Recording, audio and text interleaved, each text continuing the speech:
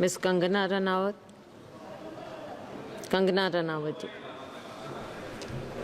माननीय अध्यक्ष जी, मैं आपकी धन्यवादी हूँ कि आपने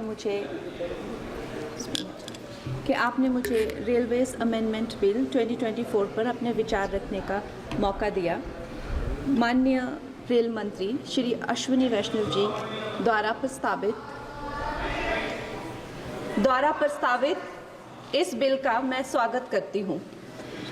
जैसे कि हमारे प्रधानमंत्री श्री नरेंद्र मोदी जी हमेशा ही कहते हैं कि सरकार का काम होना चाहिए जो लोगों के जीवन में सरलता लाए, चाहे वो लॉज हो, ब्यूरोक्रेसी हो या सरकार के दफ्तर हों, उनके लिए वो एक्सेसिबल होने चाहिए और उनके लिए जो है वो किसी तरह का स्ट्रेस जनरेट ना करें और इजीली अवेलेबल होने चाहिए।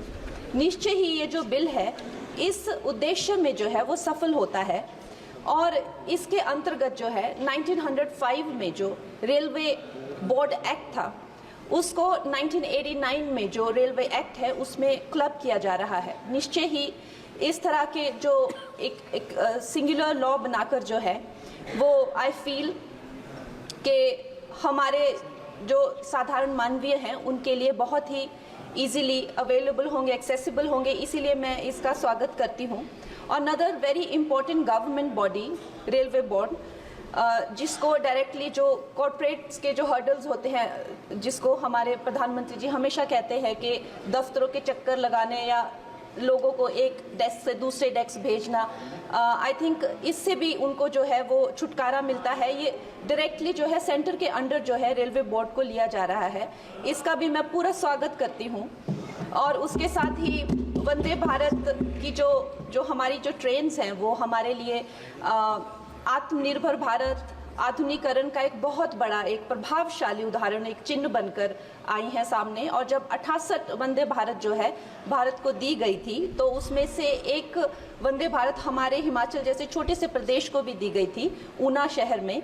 उसके साथ ही मैं जानती हूँ कि हिमाचल बहुत ही एक दुर्गम क्षेत्र है, मगर जिस तरह से हमारी सरकार भारतीय जनता पार्टी जम्मू कश्मीर हो गया या और पहाड़ी इलाके हो गए, उनमें जो है इतने ज़्यादा रेल प्रोजेक्ट्स जो है वो लॉन्च कर रहे हैं, उसी के साथ भी हमें भी हिमाचल के लिए बहुत ज़्यादा जो है वो सर्वेज हो रहे हैं, रेल का बजट मिला है। शिमला हो गया या धर्मशाला, कांगड़ा और बैजनाथ हो गया, ऐसे न जाने बहुत सारे जगहों पे, हमीरपुर जैसी जगहों पर जो है बहुत सारे प्रोजेक्ट्स आ रहे हैं।